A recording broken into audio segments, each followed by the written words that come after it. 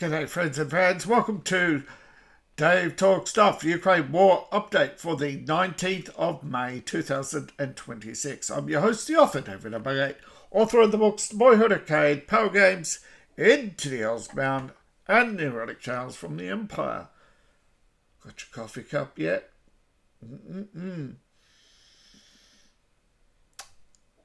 Smells like victory. Now, before I begin, the Hantavirus has been detected on Ukraine. It has been detected in Russia, UK, and many other countries. I will talk later on the Hantavirus and what's happening in Ukraine. Right now, the Ukrainian authorities have issued very little statement, and it's worrying. They're not taking it seriously, but for now that's their decision, isn't it? But when it comes to viruses, things do spiral out of control fast, but hopefully they will take it seriously, because I think the Hantavirus might be something that does facilitate the end of this war. Again, we'll get to it at the end, so stick around. Alright, so the Russians have unlaunched a large but not significant drone strike. I don't know why some channels refer to it as a massive drone strike when it's 200, when yesterday was the massive drone strike. But again, these 200 from 9 a.m. to the next day. So, yeah, it's previous 24 hours. Could actually be a leftover, but no, the majority of strikes were 2 days ago, followed by the last 24 hours. And though there are ongoing strikes, they are small and few in number. Whatever decision making, is never explained and never going to be explained. You just have to move on and accept that you're not going to know everything about this war. It's like what's happened to the prisoner swaps. Ukraine will drag its heels on the prisoner swaps, trying to get the best deal it can, because all it cares about is getting propaganda victories, style over substance, and we move on. Now, there's a lot of activity in the north. Explosions in Sumy, Kharkiv, Dnipro. Ukraine has shelled Zaporozhye again, but shelling, the Russians do shell the Ukrainian position outside of Zaporozhye, well, rocket artillery, and they have launched missiles and drones, missiles predominantly at Odessa. Now, as we go around the front, there is, ta-da, again, Russian claims, Ukraine claimed yesterday to have liberated this region, but here they are, fighting here. Not if they unlodged the Russians while they're at this little location here. Why are they still fighting the Russians at that location? Because it's a backwards and forwards, folks. It's the same thing that's happening in Kharkiv. It's a backwards and forwards. Russia makes small gains. Sometimes they're not able to keep them. But, it's important to understand that, you're not going to win every battle in war, and every victory can actually be a step to your demise. There are 5 main ways you can lose a war. One of them, of course, is running out of manpower, running out of air power, and running out of fuel, running out of ammunition, and of course, your army turning against you. When you have a little of everything, that's the worst, right? Because then it becomes then it's just ever decreasing. Now, yes, you're going to say the Vietnamese didn't have that much air power, but ground air defences do sort of count to air power. It is a counter to air power. It doesn't stop anything other than air power. You can have all the air defences in the world. Tanks will just roll over them. So, because often it's difficult to repurpose those missiles as ground strike missiles.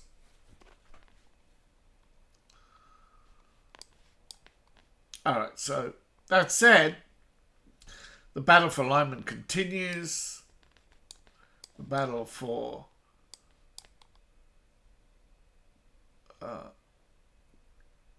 Gruvgaluka is soon upon and in the surrounding area.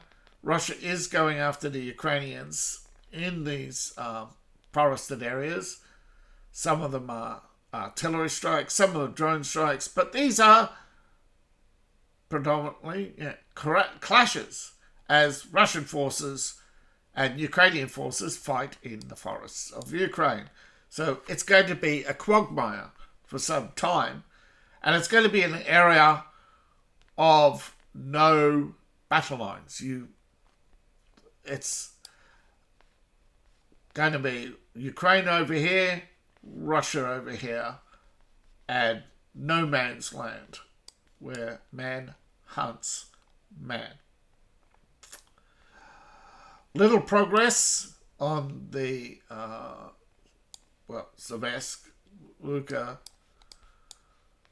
Savsk axis, because the intermediate target is 1, 2, 3, 4, 5.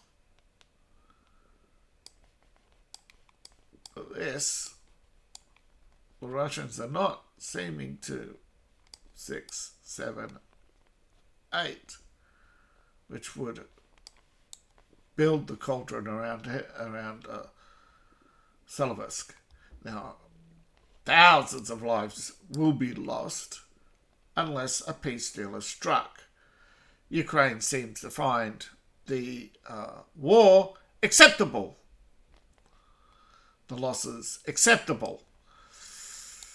That is the most dangerous time to be in for a military, when the military starts to realise that their lives lost are acceptable. Either they accept their fate and just go into the meat grinder, but eventually they get rid of the boomers. Eventually you'll get to the point where younger and younger people who still feel they've got something to live for and don't care about the land they're fighting on because it's their land is back on the other side, and think that that this is not their war or whatever. That is where you get to that fine line and of I suppose what you would say treason, whether or not you are willing to die for your country or part of your country, because it is a divided country. And when a country is so divided and they're fighting on where the East and West are two different countries, and they're gathering more and more people from Western Ukraine into Eastern Ukraine, will they continue? And that is a question so far that has been answered yes, except because Most of the people who fled the Ukraine are going to flee Ukraine.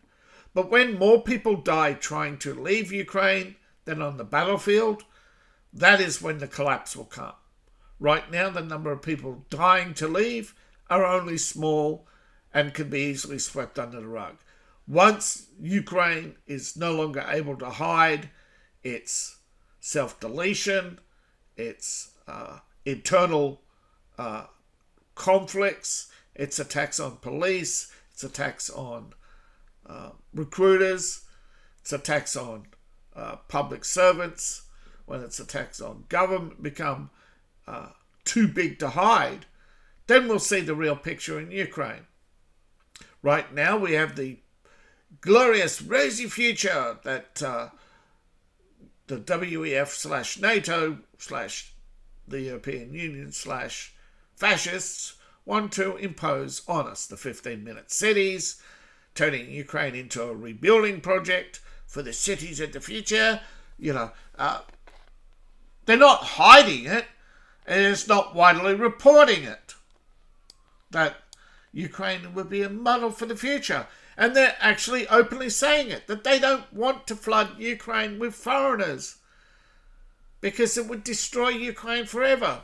Well, why aren't the rest of Europe paying attention? Because the rest of Europe are conditioned, programmed to be submissive, to not be curious, to not want to know. They tune out as soon as they hear anything that hurts their feelings, and they retreat into their autistic bubble.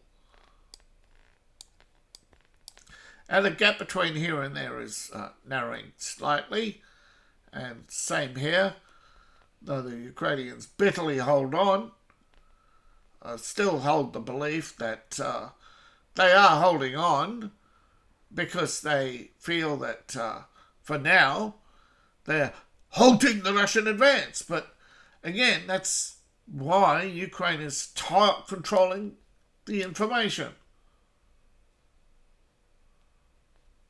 That's why NATO, EU, why CNN, all the major outlets are withholding information.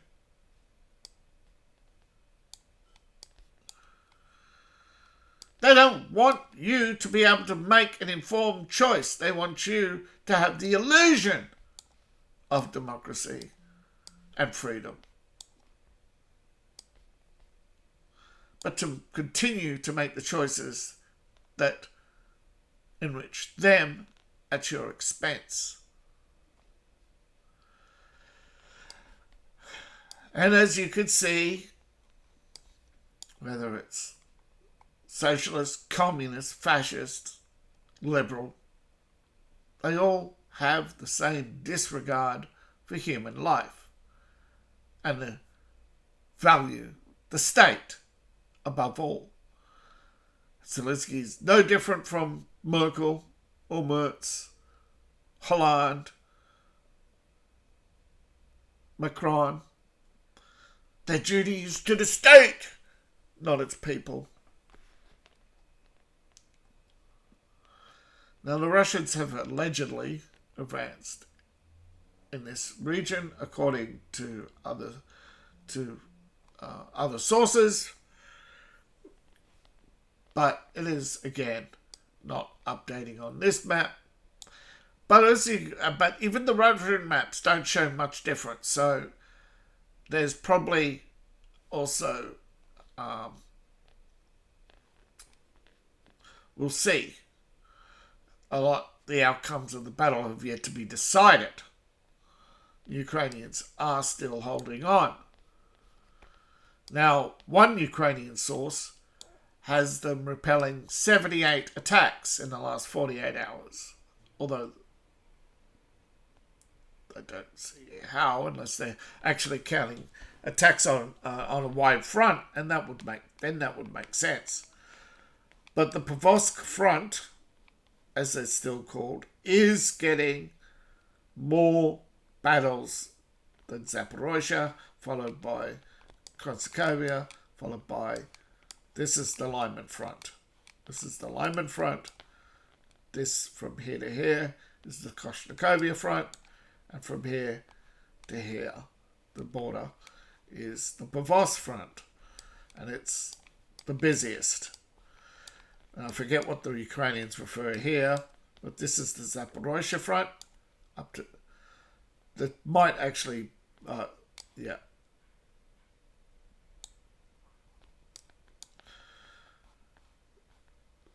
I think I actually called it the Prostokovia region.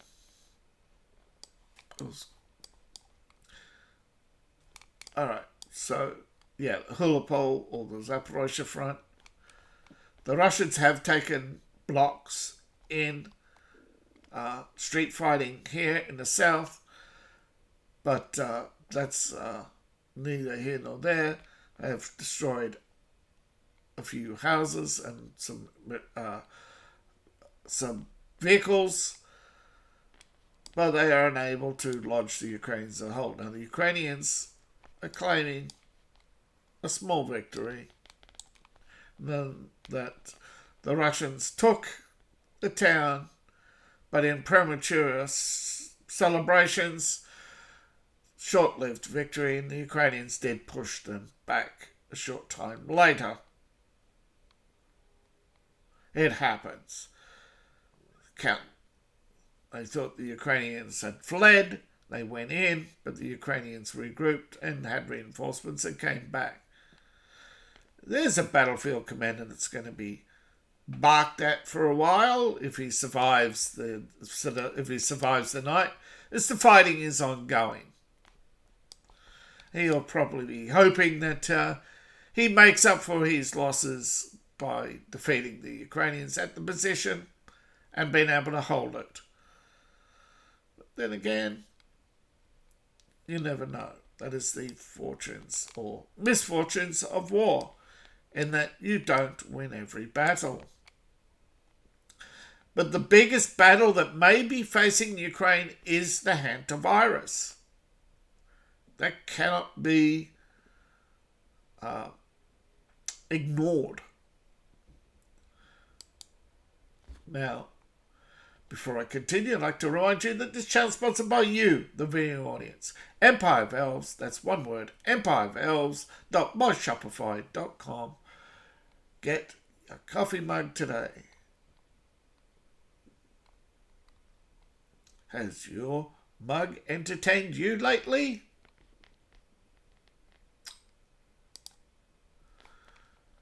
Now, as usual, the Ukraine war, as we're constantly reminded, is a drone war. It is the first of its kind.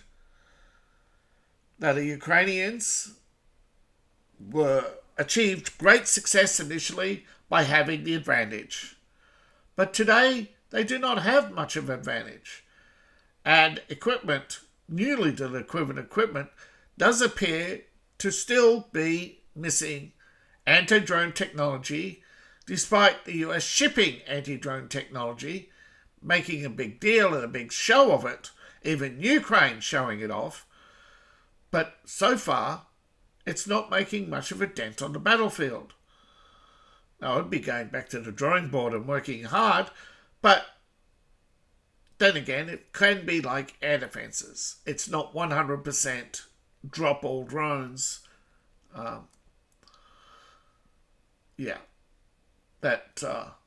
What appears to be the case is that drones still get through despite these new anti-drone technologies.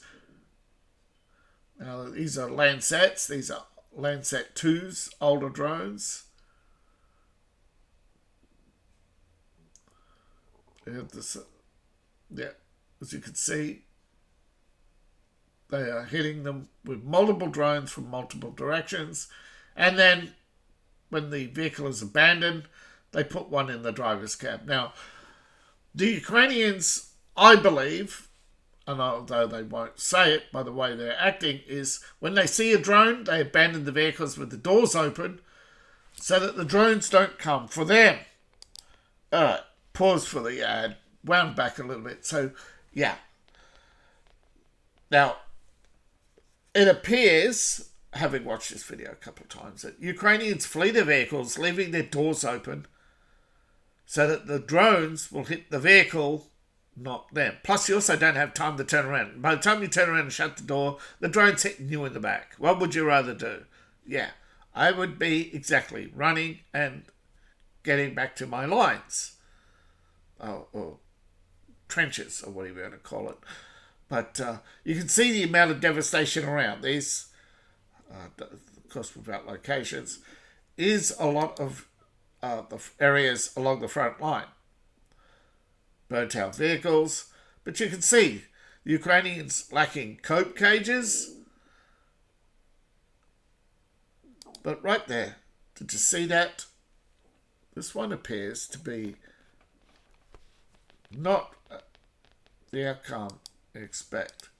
Right, as it comes in, there's this anti-drone. So there is some anti-drone technology. See that dome on the roof, and the Russians are staring at it. They don't send another. Here it goes again.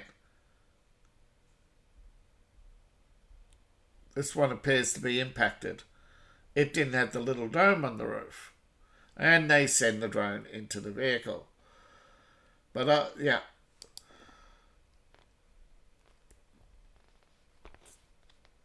I got the drone guns. They blasted out on the inside. Why? Because the drone went inside.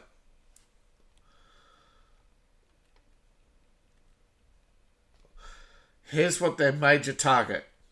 This is worth millions of dollars. Electronic warfare. If this was a Ukrainian drone hitting a Russian electronic warfare suite, you'd never hear the end of it. But yeah. But the Landsat 3, the newest version, the show is slightly faster. It's got a longer loiter time. Come on, what's it? It's got a 3 hour loiter capability. Yeah, it's got more than twice. Yeah. It's the same speed. You don't always have to improve speed. Or even the size of the warhead.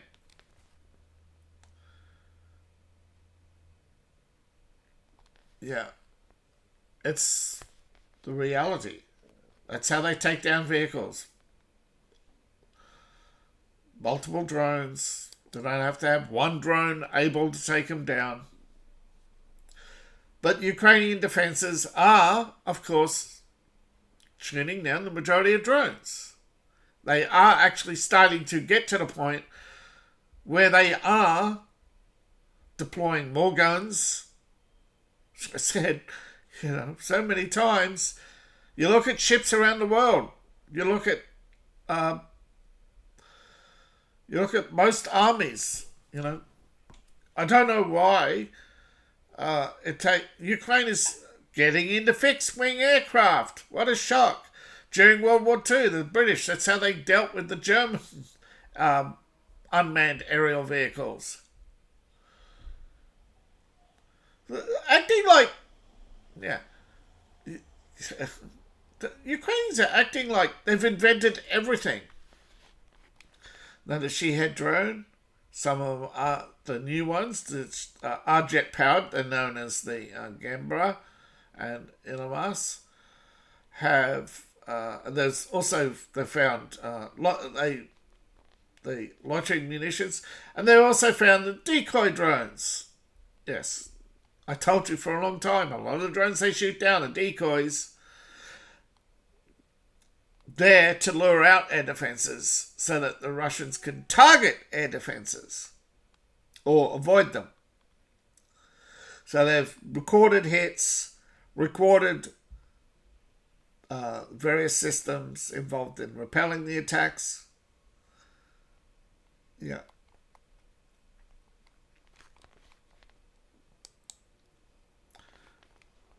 In an unusual move, the Ukrainians admit that once again, Ukraine's largest national gas and oil company has been hit. The company at the centre of corruption in Ukraine. That's all. The company that all likelihoods is owned wholly by the state, and that its so-called private board are nothing more than figureheads taking their cut and distributing money to other people. But we never know until Europe gets its finger out and starts dismantling the corruption, which they won't. There's just too much money at stake, too much pride at stake, too much reputation. Because remember, it's the French. They care more about the reputation than the perceptions and realities. No, they want people to perceive them, so they spread themselves as having good reputations, and they rely on people seeing them in their clean uniforms and their pressed suits, and not seeing them just a little flashy, but not too flashy, but not seeing the corruption, so they don't think it exists, while they cover everything up, while the media goes only for the little fish, while alluding to bigger problems, they never expose them. Only waiting until the opposition's in power before they go, ha, we got them now, But this is the state of most of Ukraine.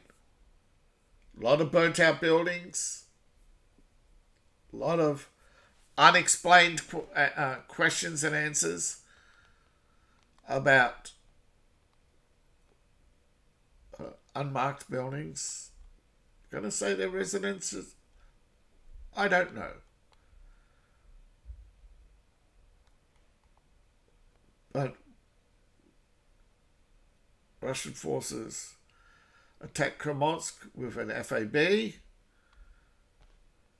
and this does not look like the damage of a single bomb. Looks more like, unless the bomb broke through the roof and blew everything out.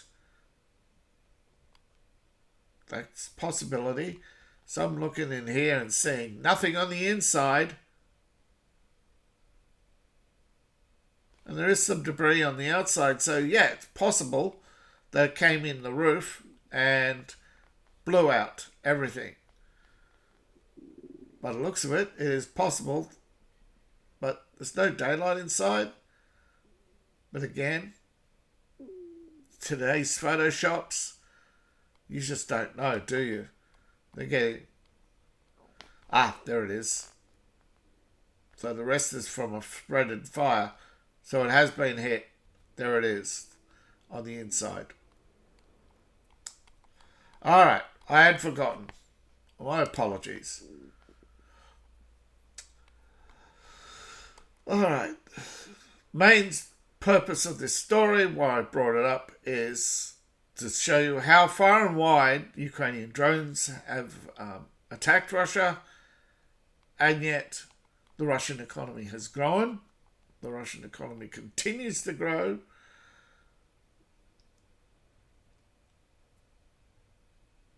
And the Russians seem unfazed by the drone attacks. And again, the Ukrainians are firing more drones at Russia than Russia's firing at Ukraine. Ukraine will go around crowing about this for another week.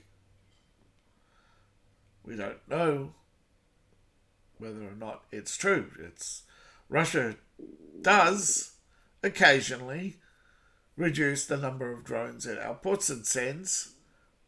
We don't know why, and Russia's never going to explain why. So we just move on and accept that there's going to be things that appear to be going Ukraine's way, but if you put a pin in it and said this is the future, you go back to 2024 and say the same thing, or 2023 when Ukraine was firing lots more drones than they do now and firing them at Russia lots more than they do now. So you just, I just say, don't count your chickens before they're hatched. There's no one thing that's going to lead to victory. I said there's going to be possibilities. It's either going to be unable to output. Who can't get enough ammunition?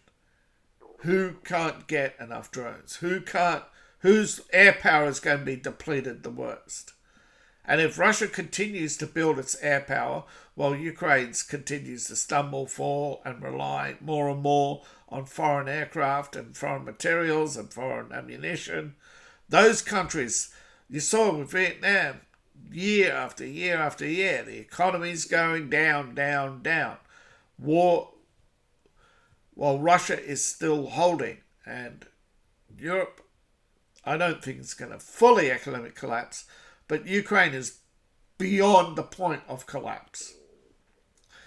And for all we know, Russia is preparing multiple exit strategies. So we'll never know what's the true plan, because whatever end game Putin has in mind will always be the end game he always had in mind. That's always perception over reality. Accept it, move on. Don't marry yourself to Ukraine or Russia. Care more about your own country.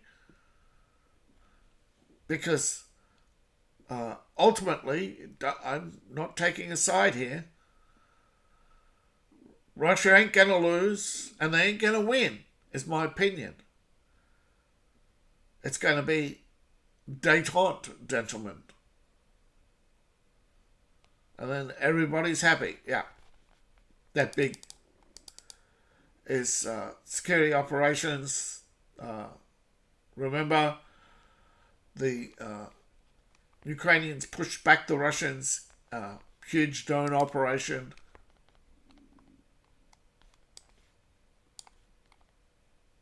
Is it here? No. In here. All right.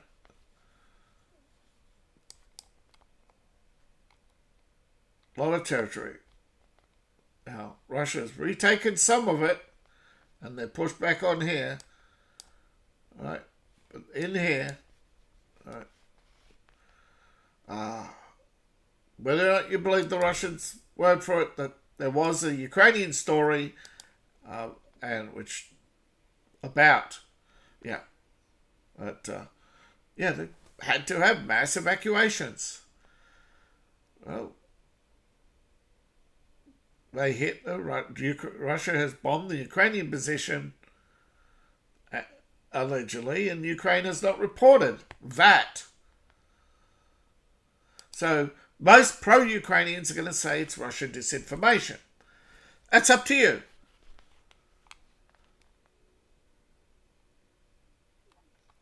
But the main thing is understand that Russia doesn't trust Europe. Europe won't independently verify anything that Russia says in the media. Russia, or certainly some outlets, have had people come on and state, and I'd hope to find one of these articles where you have a Russian coming on and stating that their best propaganda is the truth. They gleefully love to pick over everything and point out Europeans' flaws and mistakes. Because that's what they put up with from Europe for so long. Of course, two wrongs don't make a right. I think the best thing you could do, particularly the hypocrites in France, is you can't save them.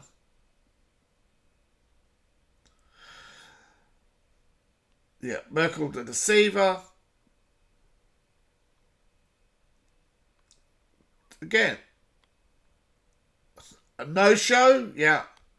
There have been European negotiators who've never stepped foot in Russia, never taken calls. European commissioners who are supposed on security or cooperation, who do nothing their entire tenure. Corruption in Europe. And liberals just call it a game and laugh. Hiding behind military power. Europe is abusing the US relationship in order to niggle at Russia. And that's the action of a coward. A gutless, greedy coward. And it's not about liking Russia or disliking Russia. It's about understanding why Russia doesn't like you. But this is the problem. You want to believe Russia on the Hantavirus? You don't. Most won't. But Russia's only had 3 cases. Ukraine's had 436 cases. This is a Ukrainian news site. Now, in 2025, the outbreak of the hantavirus has been going on for some time. It's just that the first cases in 2026 struck in a cruise ship and spread, and that is why it's a panic. As previously, hantavirus, you would have to be bitten by a rat with the hantavirus. Now, in the past, survivability was pretty high. It's falling, but not rapidly. But 40% of people bitten by a rat with the hantavirus have died. Since rats rarely bite humans, rats actually do not despise humans. Rats seem to display a preference for living around humans. They probably have some level of understanding that our waste is the best waste, and they live off our waste. Now, the Niv and Genève regions have had more cases. It's spread beyond Sumni. Now, rat control is an issue and is hard, but in the war, it's probably low priority. Public health services have seen the largest number of infections recorded and where they're recorded. Experts have found these are predominantly rodent to human strains, and that's for now. Andes has not been detected in Ukraine. There's no recorded case of Andes outside of China until recently. They're now trying to confirm whether or not the case in UK is Andes, but there was a Ukrainian delivered to the Netherlands on a separate special flight.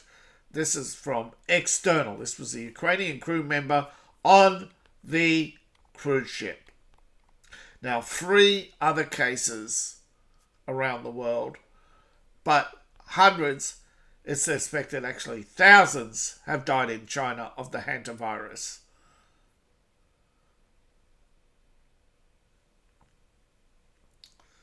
Ukraine seems to be second on the list for the number of cases for now, although Korea is pretty high too.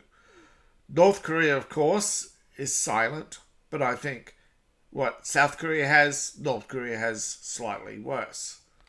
It's like maybe one of the reasons why North Korea wants to play nice.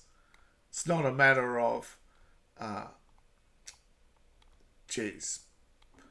morality. That's the word I was trying to think of. No, North Korea I don't think has decided to choose morality. I think they're trying to choose survival, realizing that if hantavirus gets out of control, the only people they have to turn to is their fellow Koreans. They can't trust the Chinese. The hantavirus probably came out of China. They suspect that. China's now marketing. Isn't it amazing that China's got a vaccine for the hantavirus? And why are we learning that now that there have been cases since last year? Well, it's like everything. They renamed a respiratory disease to COVID. The Hantavirus, however, has been named the Hantavirus for quite some time.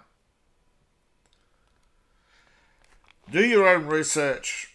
Do not have to take my word for it, but if you do, you'll probably save yourself a lot of time and trouble and go, yeah, Ukraine's biggest problem will be the Hantavirus. If they cannot get it under control now, before it spreads, it'll be too late when it does. Now, I'm not saying that it's Ukraine's responsibility alone. No, I think this is where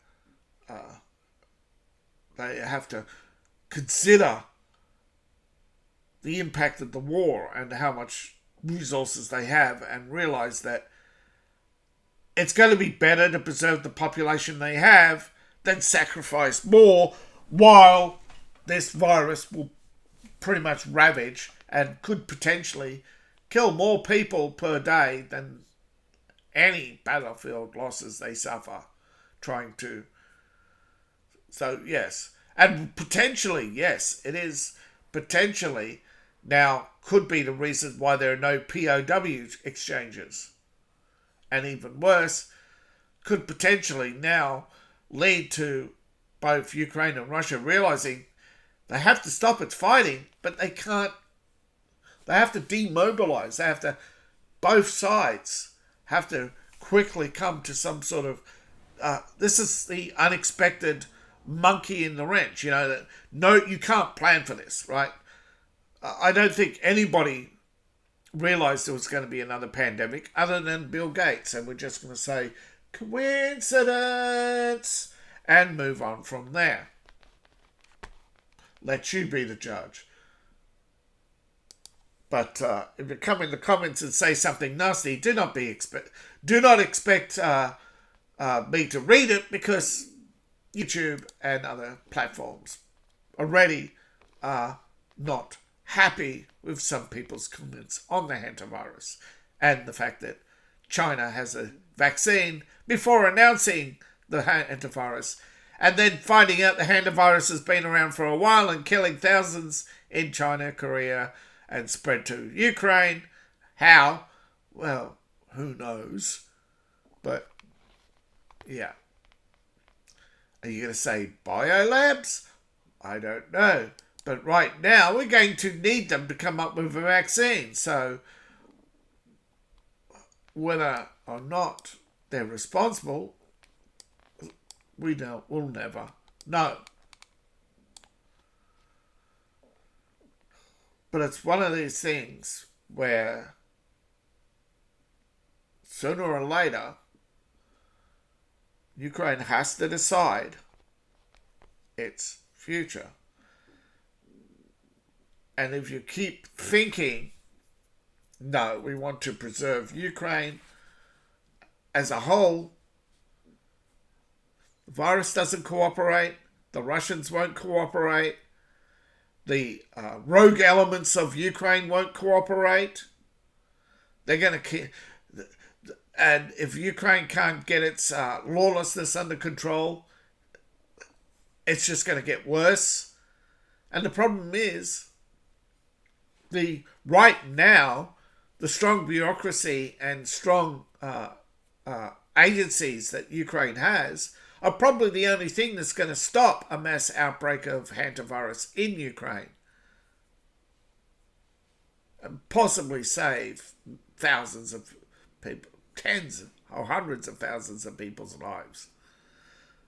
Because they are facing a terrible situation, no matter what they do. This is one of those moral choices that's definitely which is the lesser evil. Stop the virus or stop the war. And the only way to really stop the virus is to stop the war. In my humble opinion. Thank you for watching. Please like, share and subscribe. Please support the channel. You support the channel in a number of ways. Like, share and subscribe gets my vote. But, of course, I'd like some financial assistance. Ko-Fi, Patreon, buy my books, buy my merch. I appreciate each and every one of you. My links are in the link tree, description below, in my profile. Scan the QR code on the screen. See you in the next video, and bye for now.